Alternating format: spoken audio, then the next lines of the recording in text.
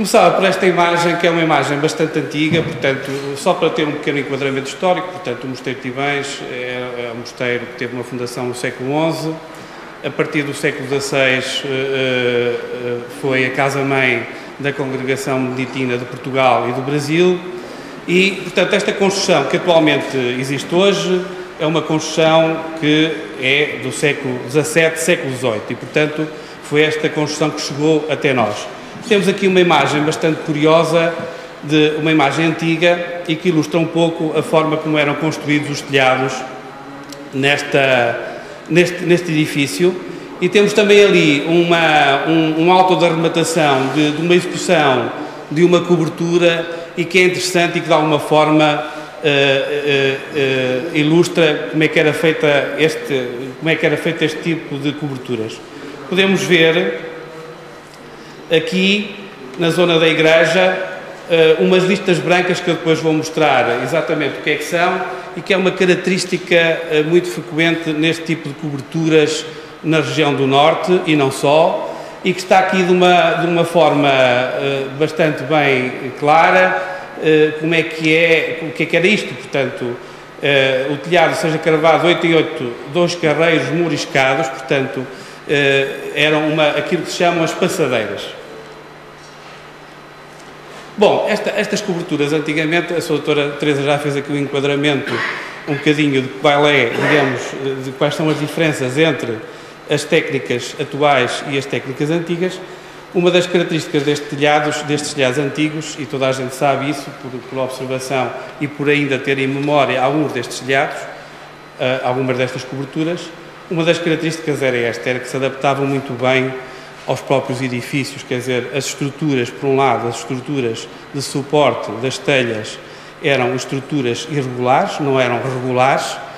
A estrutura de madeira, portanto, não tinha normalmente uma configuração regular e tão rígida como a que temos atualmente, e, portanto, as coberturas adaptam-se e vão-se adaptando, digamos, ao próprio edifício. Por outro lado, também o próprio sistema de fixação das próprias telhas. As telhas eram pura e simplesmente pousadas, a maior parte das vezes, não havia qualquer tipo de fixação.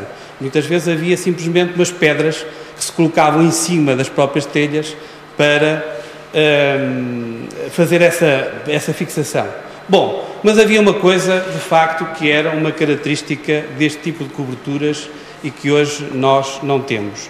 É que quase todos não era quase, era obrigatório, todo a seguir ao verão, em setembro havia trabalhos de manutenção destas coberturas. E isso é que ajudava a manter estas coberturas eficazes e eficientes. Temos aqui uma imagem do Mosteiro de Tibães, vejam um edifício de facto com uma dimensão bastante grande, com uma área enorme de coberturas. Eu nunca sei a área de cobertura, mas são milhares de metros quadrados, e de facto este tipo de coberturas levanta diversos tipos de problemas. Primeiro, eu costumo dizer, quando a gente começa a fazer uma intervenção num dos lados, quando chega ao outro já está aquele lado a precisar novamente de intervenção. E, portanto, isto levanta vários tipos de problemas. Por outro lado, vemos aqui algumas zonas que estão completamente arruinadas e, portanto, estas zonas também que estão arruinadas e que foram reabilitadas, obviamente. Eu hoje não vou falar desse processo de reabilitação, vou-me cingir à questão das coberturas, mas, de facto, as coberturas são extremamente importantes para a preservação dos próprios edifícios e do seu conteúdo. E, obviamente, que é das primeiras coisas, quando nós pegamos num edifício como este, das primeiras coisas que temos que fazer é, obviamente, tratar as coberturas. Porque sem coberturas estamos a continuar a deixar degradar o património. Bom, foi este o edifício que o Estado comprou em 1986 e que é possível ver uma série de coberturas muito distintas, feitas em épocas diferentes. É possível ver aqui na zona da igreja uma cobertura de um tipo, depois aqui outro tipo, já aqui a cobertura que seria a cobertura mais antiga, aqui já uma intervenção mais recente, e foi este o edifício que o Estado comprou em 1986. E a partir dessa altura começámos, de facto, a fazer esta intervenção de reabilitação desta cobertura. Bom, como é que são estas coberturas, ou como é que normalmente são estas coberturas, ou como eram estas coberturas? Estas coberturas eram normalmente aquilo que se designa por coberturas em telha vã, ou seja, por baixo da própria telha tem uma estrutura de madeira, um ripado com diferentes características, mas é este telhado, é um telhado deste tipo, onde a telha assume de facto um papel determinante, ou seja, se uma telha se parte, entra água, se uma telha corre, entra água, se uma telha está mal aplicada ou algum remate mal aplicado, entra imediatamente água. E portanto é este o sistema construtivo que a maior parte das vezes temos nas nossas construções e que sabem tão bem quanto eu.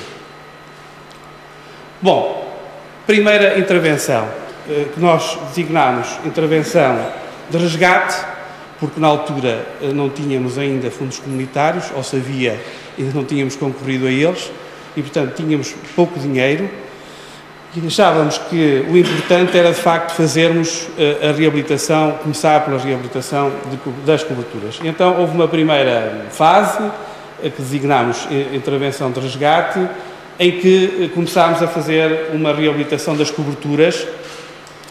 E eu gostava de começar agora aqui a introduzir o outro aspecto que é importante, que é, eu referi há bocadinho que na maior parte das coberturas só existia telha e depois madeira, e portanto quando se parte uma telha é um problema. Nós hoje em dia, sobretudo nos serviços públicos, estamos confrontados com uma situação que é uma situação muito complicada para nós, que é, não temos a mesma facilidade que tinham os monges, de quando se parte uma telha ou quando se desloca uma telha, chamar alguém para vir compor essa telha. Hoje, para fazermos isso, temos que abrir um concurso, temos que fazer uma consulta, temos que quase que ter um visto do Tribunal de Contas e, de facto, isto para nós, para os serviços públicos, é muito difícil fazer este tipo de manutenção corrente dos edifícios e este tipo de conservação. Daí que nós tínhamos caminhado, e eu acho que não é só nos serviços públicos, porque também isso tem a ver com uma ideia que hoje temos de que as coisas que fazemos têm que durar eternamente, ou pelo menos durar muito tempo. E estar muito tempo sem manutenção, ou seja, o ideal seríamos fazer uma cobertura em que não precisássemos mais de mexer na cobertura durante muitos anos. Esquecer a cobertura. Durante 20 anos, ponto final. Isto não acontece. É óbvio que é necessário ter manutenção. Daí que tínhamos tido necessidade de encontrar formas e processos que, partindo-se uma telha ou deslocando-se uma telha, que a água não entrasse imediatamente nos edifícios. E aí começa, de facto, esta luta, que tem sido constante, de encontrar formas e processos construtivos que usam não só a telha, mas como as subtelhas, para que, quando acontecem essas quebras, não tenhamos necessidade de ir logo a correr, fazer a manutenção da cobertura.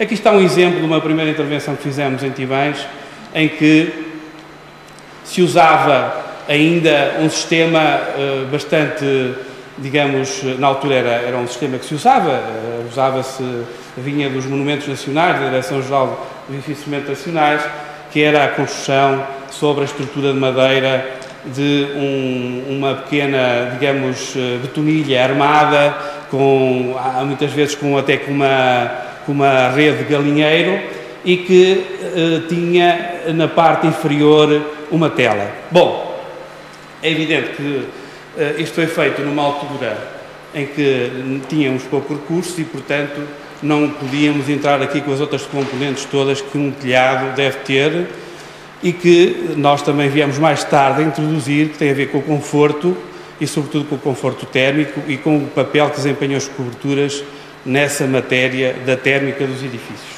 E, portanto, rapidamente passámos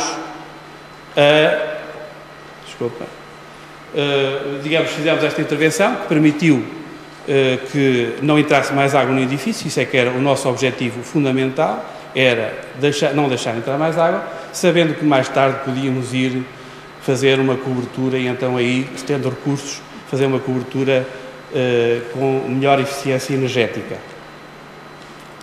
É óbvio que, em simultâneo, quando se faz este tipo de reabilitação de coberturas, um dos aspectos fundamentais a ter em conta são os processos construtivos da própria cobertura. E neste caso aqui, as estruturas de madeira, a maior parte das coberturas são estruturas de madeira, e portanto alguns pormenores construtivos muito interessantes das próprias coberturas, que têm que ser obviamente preservados, e aqui podemos ver um dos principais danos da entrada de água. Quando entra água, as estruturas, a própria estrutura do edifício, a estrutura de madeira, fica degradada e, portanto, com esta degradação também, mais tarde, não só leva-nos a ter que substituir a própria cobertura, telha, também a própria estrutura de madeira.